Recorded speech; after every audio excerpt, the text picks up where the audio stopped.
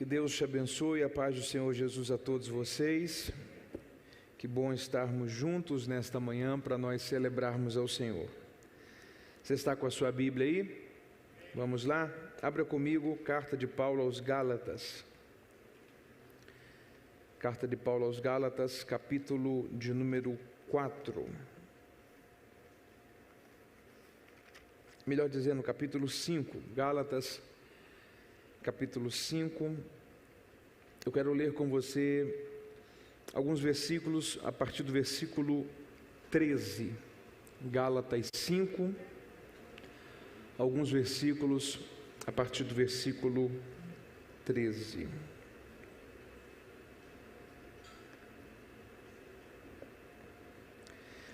Você encontrou aí? Amém?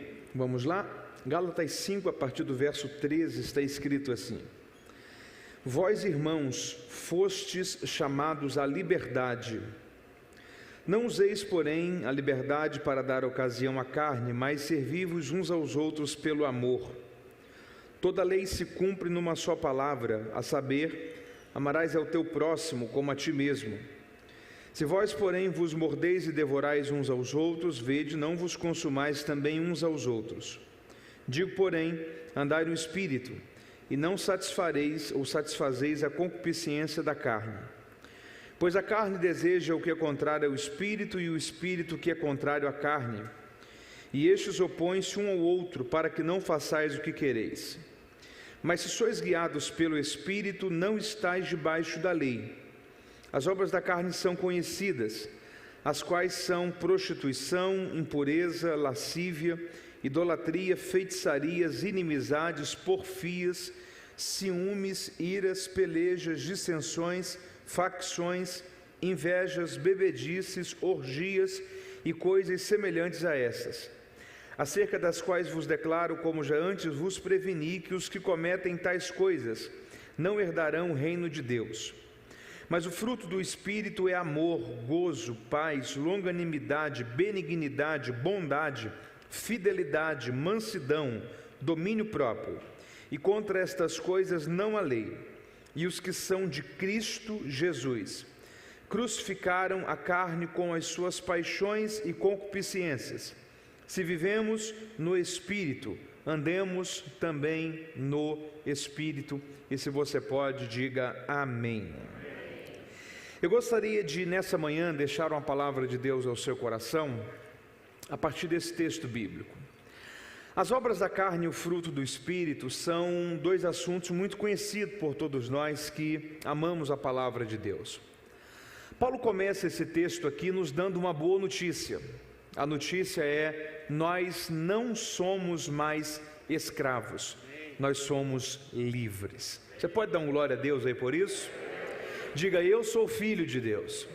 Diga: não sou mais escravo, eu sou livre.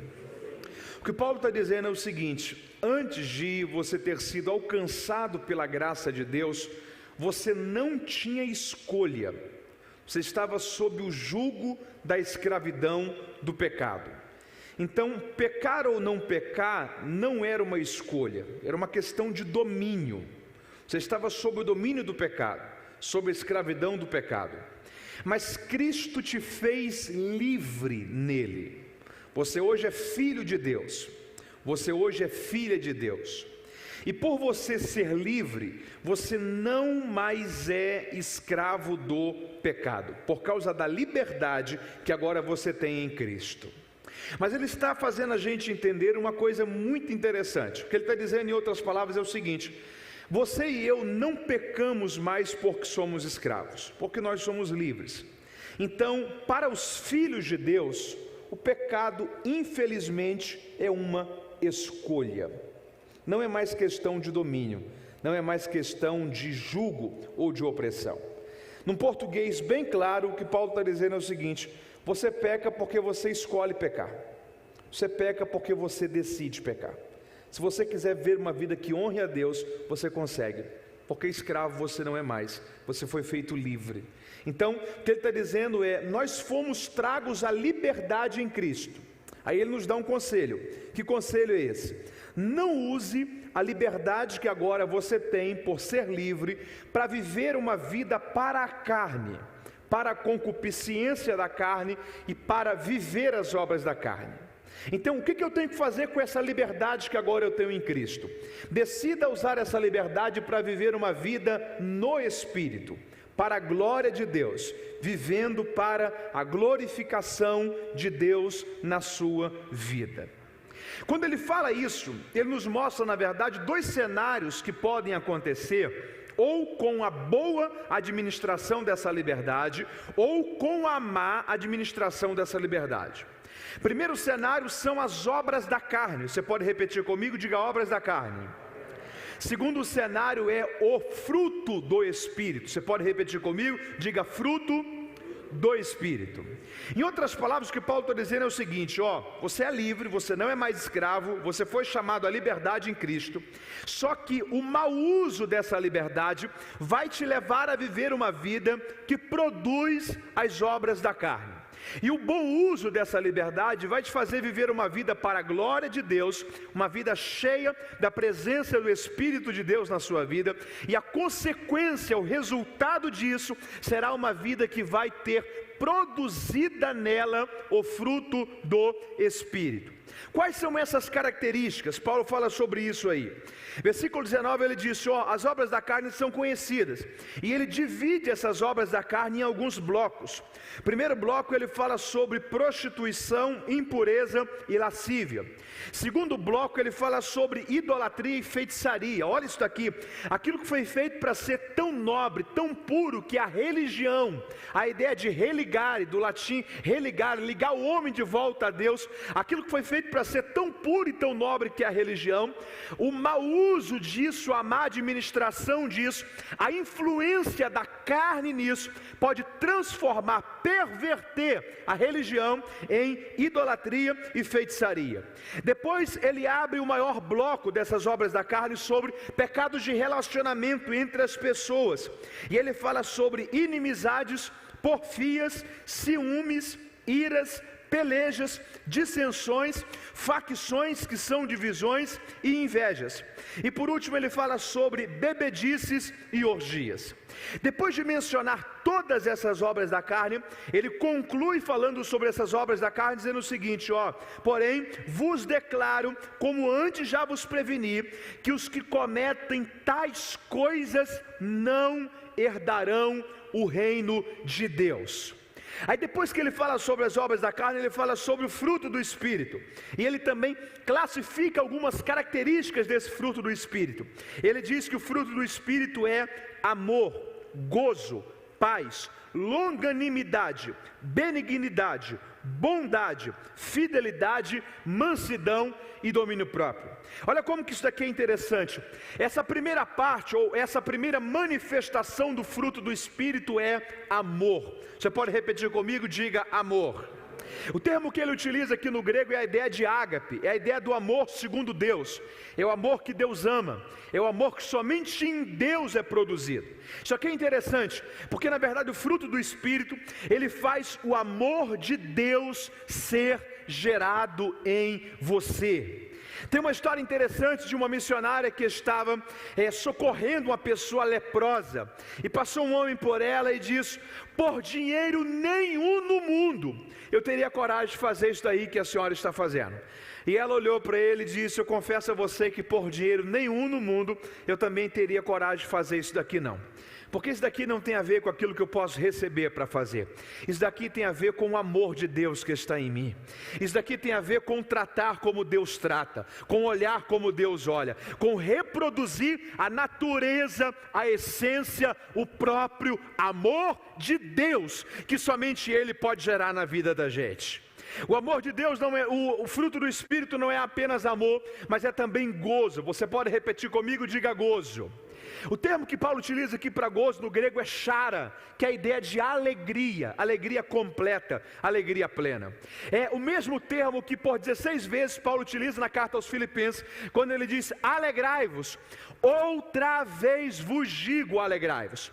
Só que quando Paulo escreve aquela carta, ele está preso. Você consegue imaginar isso?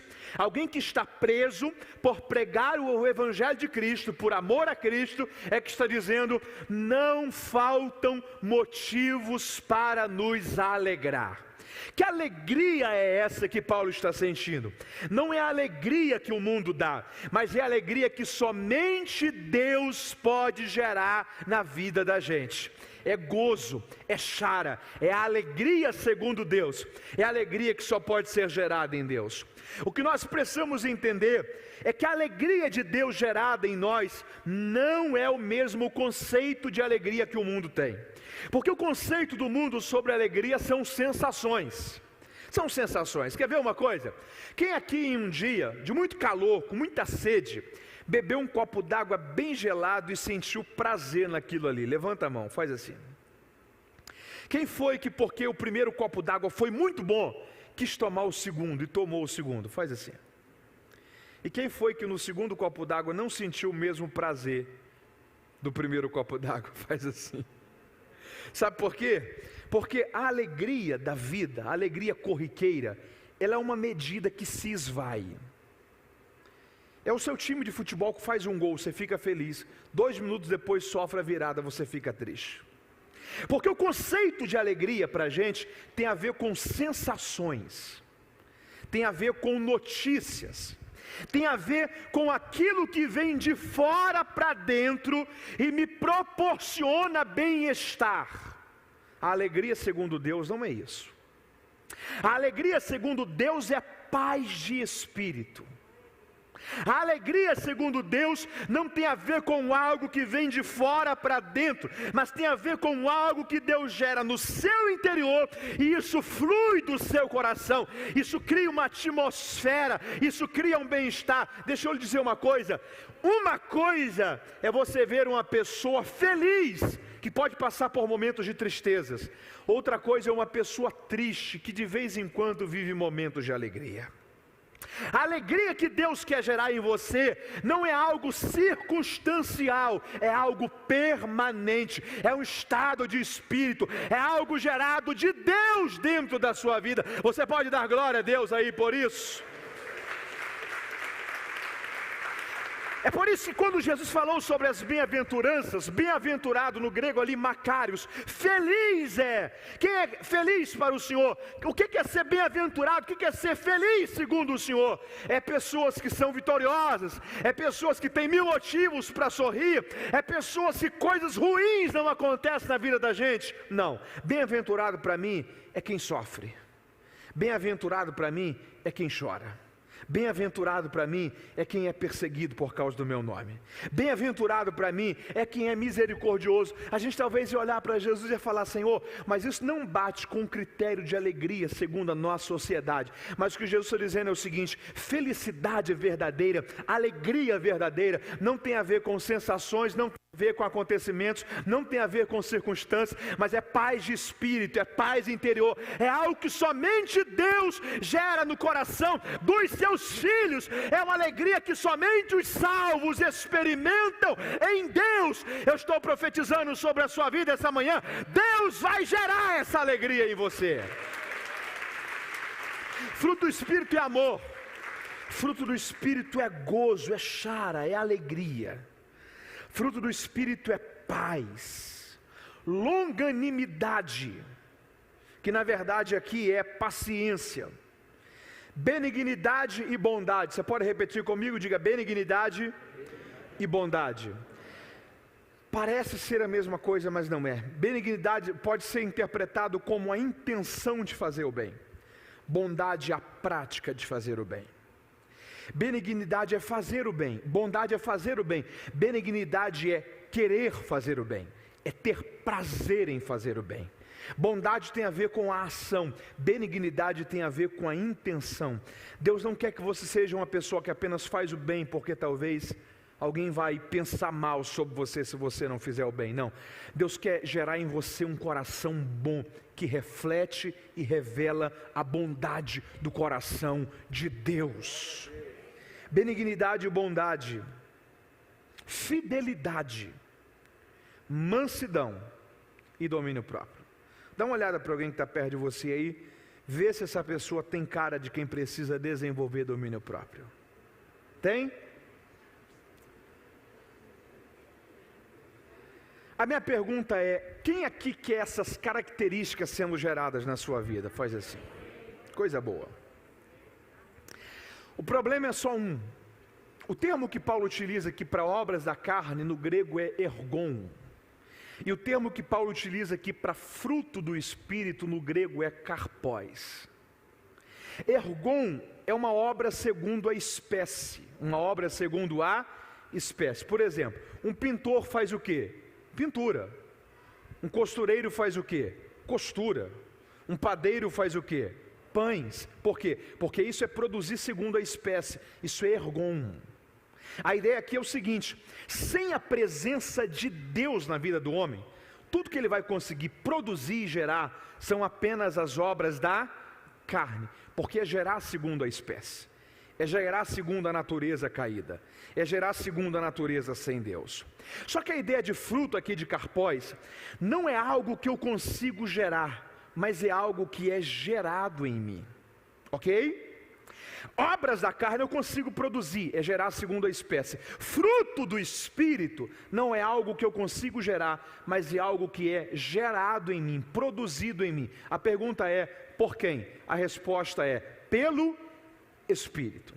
Pelo Espírito. Então uma coisa que a gente tem que entender aqui, as obras da carne eu e você conseguimos gerar na vida da gente, sim ou não? Sim. O fruto do Espírito a gente consegue gerar? Não. Eu e você não conseguimos em hipótese alguma gerar a natureza do salvo, a vida do salvo na vida da gente. Isso é algo que somente o Espírito de Deus pode gerar em nós. Aí talvez quando você pare e analisa a sua vida, e você coloque esses dois fatores aqui, obras da carne e fruto do Espírito, como termômetros, e talvez você encontre na sua vida as coisas da obra da carne, e você percebe que está ausente na sua vida as características do fruto do Espírito, talvez você pode parar e dizer assim: Mateus, quer dizer então que as obras da carne eu posso gerar em mim? Pode. O fruto do Espírito eu consigo gerar em mim? Não, é só o Espírito que gera. Então, se quando eu analiso a minha vida, eu encontro as obras da carne, mas eu não encontro o fruto do Espírito, qual é a culpa que eu tenho? Se as obras da carne eu consigo gerar, mas o fruto do Espírito eu não consigo gerar em mim. Que culpa que eu tenho se aquilo que eu posso gerar eu estou conseguindo gerar, mas aquilo que eu não consigo gerar, que é o fruto do Espírito, eu não estou tendo isso presente na minha vida? Se não sou eu que gero, qual é a responsabilidade que eu tenho dentro dessa dinâmica de obras da carne e fruto do Espírito? É aqui que a gente precisa entender a chave desse texto, porque Paulo começou falando aqui sobre liberdade, sobre o que ele está dizendo é o seguinte: você não é mais escravo, você agora é filho, você é livre. Se você escolhe usar a sua liberdade para viver para a carne, para a concupiscência da carne e para as vontades da carne, o que você vai gerar em você são as obras da carne. O fruto do Espírito você não consegue gerar, mas se você decide usar a vida e viver a vida, usar o seu tempo, usar as suas prioridades, usar as suas decisões para viver uma vida para o Espírito, a consequência disso é que você vai viver uma vida cheia do Espírito, e estando cheio do Espírito, esse mesmo Espírito vai produzir o fruto dele em você. Então você não consegue produzir o fruto do Espírito, mas você consegue decidir o que você quer viver na sua vida, obras da carne ou fruto do Espírito, através da liberdade que você tem. Então, se eu e você não estamos tendo o fruto do Espírito na vida da gente, embora não somos nós que o produzimos, a culpa é nossa, porque o fruto do Espírito cresce, existe em um coração e em uma vida que decidiu viver para o Espírito. O que a gente precisa entender é que a ordem é enchei-vos do Espírito, está no imperativo. Você pode repetir comigo? Diga enchei-vos. Diga mais uma vez, enchei-vos. Ali é uma ordem: decida viver uma vida cheia do Espírito. Não abra mão, queira viver uma vida cheia do Espírito. Não é, se Ele quiser Ele me enche, não. Use a sua liberdade para escolher viver uma vida para o Espírito, se enchendo da presença dEle. Esses dias eu ouvi uma história muito interessante. Quem aqui lembra da história antiga da briga de galo? Faz assim com a sua mão. Lembra da rinha que colocava ali 2 galos para brigarem? No Alasca fazia o mesmo mecanismo de briga com animais, mas com cachorros. E curiosamente, o dono dos cachorros sempre acertava o cachorro que ia ganhar. Ele chegava no dia da briga e falava o seguinte: o cachorro que vai ganhar hoje é esse manchado aí. Qual é o cachorro que ganhava? Manchado. Aí no outro dia ele falava assim: o cachorro que vai ganhar hoje é esse branco aí. Qual é o cachorro que ganhava? O branco. Chegaram para ele e falaram assim: mas como que o senhor consegue acertar, adivinhar o cachorro que ganha e o cachorro que perde? Ele disse simples: o cachorro que eu quero que ganhe é o cachorro que eu alimento ele durante toda a semana.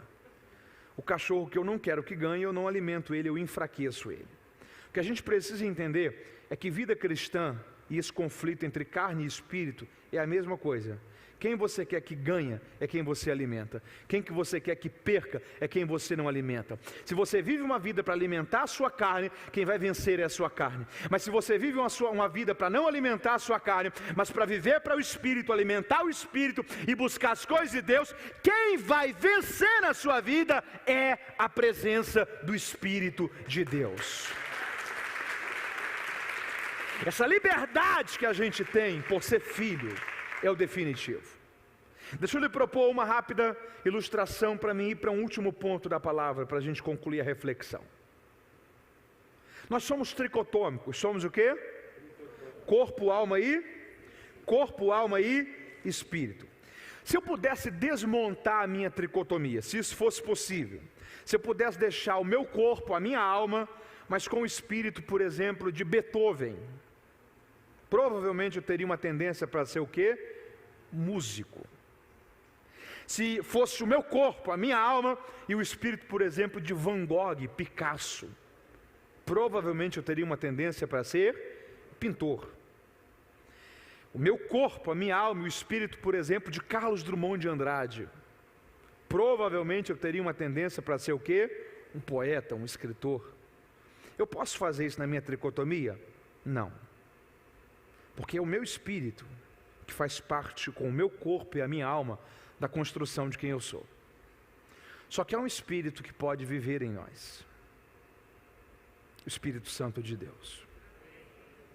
E a pergunta que a gente tem que fazer é a seguinte: as nossas atitudes, comportamentos e hábitos têm revelado que a gente tem vivido uma vida cheia dele ou vazia dele? A presença dele tem estado presente ou ausente na vida da gente? Qual é a influência que nós temos absorvido através da ausência ou presença dele em nossas vidas? Você está comigo aí? Deixa eu te mostrar uma coisa e aqui eu concluo com você. Abra sua Bíblia comigo, Juízes 4. Eu estou falando com você sobre o conflito que há entre carne e espírito, entre carne e isso daqui é corpo. Isso daqui é o quê? Corpo. A ideia de carne aqui não tem a ver com matéria, tem a ver com natureza caída a partir de Adão. É por isso que quando você está, por exemplo, em um tempo de jejum, você não está alimentando o seu corpo. Mas se você não alimenta o seu corpo, mas alimenta a sua carne, o propósito não valeu. É por isso que no Antigo Testamento Deus chega através de um dos seus profetas e diz: o jejum que eu quero que vocês façam não é só ficar sem comer, mas é que vocês praticam a justiça, que vocês rejeitem aquilo que é engano. Por quê? Porque uma coisa é alimentar o corpo, outra coisa é alimentar a carne. Uma coisa é não alimentar o corpo em um tempo que você dedica a ele para consagração pessoal a Deus. Outra coisa é você entender que o propósito do corpo você entrega e se alimenta, mas o propósito da carne deve ser contínuo, uma vida não alimentando a carne, mas vivendo para alimentar e fortalecer o espírito. Você entende isso? Deixa eu lhe mostrar uma coisa aí, Juízes capítulo 4, versículo 1. Os filhos de Israel tornaram a fazer o que era mal aos olhos do Senhor depois da morte de Eude. Por isso o Senhor os entregou nas mãos de Jabim, rei de Canaã, que reinava em Azor. O comandante do seu exército era Sísera. Qual o nome dele? Sísera, que habitava em Erosete e Agoim. E então os filhos de Israel clamaram ao Senhor, porque Jabim tinha 900 carros de ferro, e por 20 anos oprimia duramente os filhos de Israel. Débora, profetisa, mulher de Lapidote, julgava Israel nesse tempo. Ela atendia debaixo da palmeira de Débora. Versículo 14. Disse então Débora a Baraque: levanta-te, este é o dia que o Senhor entregou a Sísera nas tuas mãos. Não saiu o Senhor adiante de ti? Assim Baraque desceu do monte Tabor, e com ele 10.000 homens. O Senhor derrotou a Sísera, a todos os seus carros, a todo o seu exército ao fio da espada, diante de Baraque. E Sísera saltou do carro e fugiu a pé. Mas Baraque perseguiu os carros e o exército até Arosete e Agoim, e todo o exército de Sísera caiu ao fio da espada, até não ficar nenhum sequer. Porém Sísera fugiu a pé para a tenda de Jael, mulher de Éber queneu, porque havia paz entre Jabim, rei de Azor, e a casa de Éber queneu. Saindo Jael ao encontro de Sísera, disse-lhe: entra, senhor meu, entra na minha tenda, não temas. Entrou ele na sua tenda, e ela o cobriu com uma coberta. Verso 19. Então ele lhe disse: tenho sede. O que foi que ele disse?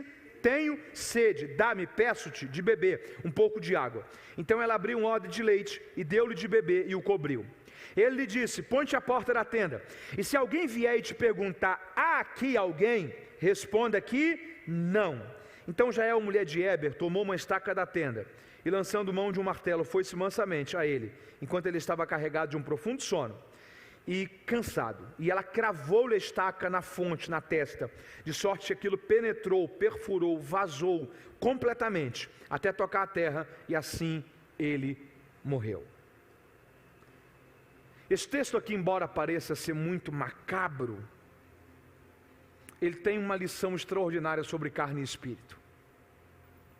A Bíblia, ela pode ser interpretada literalmente, mas dentro do contexto do Antigo Testamento, há uma figura de linguagem que a gente chama de tipologia. Você pode repetir comigo? Diga tipologia. Apóstolo Willi e sua esposa, que alegria revê-los. Meu carinho e gratidão. Tipologia. É o que a Bíblia chama de sombra das coisas futuras. Você pode repetir isso comigo? Diga: sombra das coisas futuras. Israel é o povo de Deus. Eles têm um inimigo nesse tempo, que é Jabim. Qual o nome? Rei de Canaã. Quem trabalha para Jabim é Sísera, chefe do exército de Jabim. Todas as vezes que Sísera ganha, quem é que ganha? Jabim. Todas as vezes que Sísera perde, quem é que perde? Jabim. Dentro da visão tipológica, a igreja é o Israel de Deus no Novo Testamento. É o povo de Deus na Nova Aliança. Quem era o inimigo do povo de Deus naquela geração? Jabim. Quem é o inimigo do povo de Deus na Nova Aliança? O diabo. Dentro desse conflito de carne e espírito, quem é que trabalha para o diabo? A carne. Porque todas as vezes que a carne ganha, quem é que está vencendo? O diabo. E todas as vezes que você alcança a vitória sobre a sua carne, sobre quem que você está vencendo? O diabo. Jabim aqui é um símbolo de Satanás. Sísera aqui é um símbolo da carne. Sísera foge de uma guerra. Eles estão perdendo a guerra. Só que Sísera entra dentro da tenda de uma mulher chamada Jael, um tipo da igreja. E ele tem duas falas. Primeira fala de Sísera: tenho sede. Tenho. Deixa eu lhe falar uma coisa que a carne sempre vai ter é sede. Sempre. A sede da carne é insaciável. E a questão é que ela é uma medida que só aumenta. Se você está acostumado a viver uma vida usando a sua liberdade em Cristo para viver a vontade da carne, a carne sempre vai te pedir uma medida cada vez maior. Ela nunca se sacia. Se você está acostumado a dar uma porção do seu tempo, ela vai querer sempre mais. Se você está acostumado a errar no seu coração contra Deus, ela vai querer sempre que você peque mais contra Deus. Quer ver uma prova disso? Encontre alguém que está com a vida totalmente destruída, sem Deus, sem esperança, e pergunte para a pessoa e diga: mas você, quando escolheu viver essa vida, no início você queria chegar onde você chegou?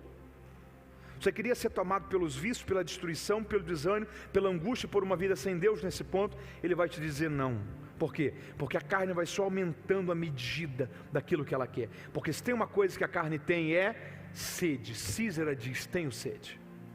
Segunda coisa que ele diz a Jael: se alguém passar e perguntar, tem alguém aí? Responda que não. É a mesma coisa que a carne tenta fazer. Ela tenta dominar você, envolver você, mudar os seus comportamentos, mudar os seus hábitos, mudar as suas prioridades. E quando alguém passar pela sua vida, olhar para você e dizer: está tudo bem com você? Eu estou percebendo você tão estranho, seus comportamentos, suas atitudes, talvez seu vocabulário, a forma como você se relaciona, as pessoas que você tem se relacionado, está tudo bem com você? Eu estou sentindo falta de você nos grupos pequenos, eu estou sentindo falta de você nos cultos, eu estou sentindo falta de você envolvido com as coisas de Deus. Está tudo bem com você?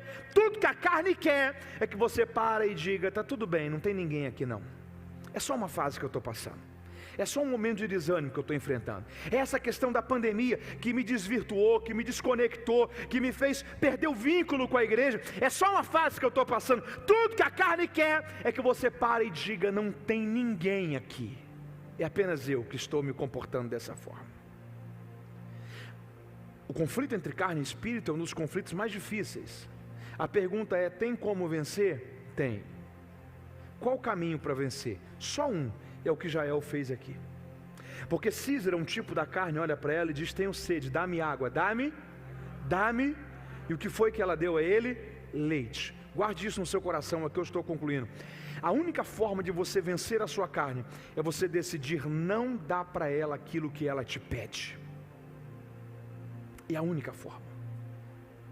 Não dá para ela aquilo que ela te pede, e dá para ela aquilo que ela não quer.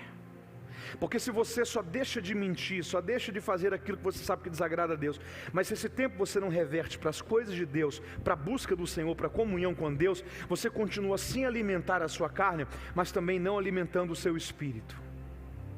Tem uma história interessante de um homem que estava em cima do muro, o muro do inferno, do lado de Cassel, do lado de lá inferno, o homem em cima do muro, e alguém olhou e falou para o diabo: olha lá aquele camarada em cima do muro. O diabo falou: fica tranquilo que o muro também é meu. Porque nessa dinâmica de fé não existe lugar para quem está em cima do muro. Ou você está do lado de Deus, ou você está contra Ele. Ou você renova a sua aliança com Deus e firma-se com o Senhor, ou você permanece em cima do muro. Mas em cima do muro é um território que também vai te tirar do céu. Somente do lado de Deus é que a salvação é completa sobre a sua vida e sobre a sua casa. Fica em pé comigo se você pode, em nome de Jesus. Meu tempo estourou, tenho menos 2 minutos para a noite. Mas eu quero orar com você nessa hora. Porque isso aqui é uma verdade muito clara sobre a vida da gente. Carne e espírito. Sabe qual é a grande questão? É que Deus confiou a responsabilidade a mim e a você, de quem a gente vai decidir que ganha essa guerra, por causa da liberdade. Você está entendendo isso? Quem aqui quer viver o fruto do Espírito na sua vida? Todos nós. Percebeu que obras da carne está no plural, mas fruto do Espírito está no singular? Percebeu isso? Embora tenha várias características no fruto do Espírito, ali está no singular, fruto. E obras está no plural, obras da carne. Por quê? Os comentaristas eles chegam à conclusão mais próxima para a gente compreender, que é como, por exemplo, uma pocã, uma mexerica. Já descascou uma mexerica? É um fruto só, mas tem vários gomos ali dentro, ok? Vários gomos. Embora são vários gomos, aquilo não faz mais de uma mexerica. Embora são vários gomos, é um fruto só. É a mesma ideia de fruto do Espírito. Tem várias características, mas é um fruto só. Você nunca vai abrir uma pocã e você vai ver 5 gomos presentes e 5 gomos ausentes. Você nunca vai abrir uma pocã e dizer o seguinte: esse fruto aqui só gerou metade dos gomos não estão aqui. Por quê? Porque um fruto é gerado por inteiro, por completo. Você está entendendo isso? Deixa eu te falar uma coisa. O que Deus quer fazer em você não é que você tenha apenas paz, mas não tenha domínio próprio. Não é que você tenha apenas mansidão, mas não tenha alegria. Não é que você seja alguém apenas fiel, mas que não tenha amor. O que Deus quer gerar em você é o fruto dele por inteiro na sua vida. John Stott falava uma coisa interessante, aqui eu concluo. Essas características do fruto do Espírito, você encontra elas em Jesus. Então, quando o fruto do Espírito é gerado em você, é o Espírito de Deus gerando Cristo em você, gerando a natureza de Cristo na sua vida. Mateus, eu posso gerar isso em mim? Não, é o Espírito que gera. mas eu posso escolher viver uma vida no Espírito, cheia do Espírito, e se eu estiver cheio dele, ele vai gerar o fruto dele em mim. Então é uma decisão no seu coração. Você pode colocar a sua mão no seu coração? Eu quero orar com você. É uma manhã tão especial que nós estamos diante, simbolicamente, do corpo e do sangue de Cristo, a manhã da ceia do Senhor. Esse é um bom dia para você no seu coração dizer: Senhor, eu quero renovar a minha aliança contigo. Esse é um bom dia para no seu coração você dizer: Senhor, eu não quero viver mais uma vida dando espaço para a carne, dando espaço mais para o pecado, porque hoje eu entendi pela sua palavra que eu não sou mais escravo do pecado. Quando eu peco é porque eu escolho pecar, quando eu peco é porque eu decido pecar, porque escravo eu não sou mais, eu sou filho de Deus. Então eu quero usar a minha liberdade para viver uma vida no Espírito, para o Espírito, e eu sei que o teu Espírito vai gerar o fruto dele em mim, vai me fazer ser parecido com Jesus. Isso é novo nascimento, isso é regeneração, isso é santificação, isso é a natureza de Deus sendo gerada em nós. Senhor, nós queremos te louvar por essa palavra, os teus filhos que estão diante do teu altar, corações rendidos a ti. Ó Deus, que o teu Espírito toque a nossa vida nessa manhã, que o teu Espírito, ó Pai, gere uma obra que somente o Senhor pode gerar em nós, de conversão, de transformação, de uma vida segundo Deus, para a glória de Deus. Nós não queremos ter as obras da carne sendo produzidas em nós, mas nós queremos, ó Pai, que a tua natureza, o fruto do Espírito, seja gerado na nossa vida. Senhor, nos dê força, nos fortaleça, para que a gente saiba usar a liberdade que temos em Cristo, não para viver uma obra para a carne, não para viver uma vida para a carne, mas para viver uma vida para o Espírito, para a tua glória, e que o Senhor possa gerar esse fruto em nós. Toque esse coração, Senhor, toque essa vida. Deus, fortalece essa pessoa nesse conflito entre a carne e o Espírito. Ajude a gente a entender que aquilo que a gente alimenta é quem vence, e nós queremos viver uma vida para alimentar o Espírito, não para alimentar uma carne. Nós queremos viver uma vida que tenha fortalecimento do Senhor em nós, para vivermos para a tua glória, para o teu louvor. É o que nós te pedimos e é o que nós te agradecemos, em nome de Jesus. Você que entende e concorda, diga amém.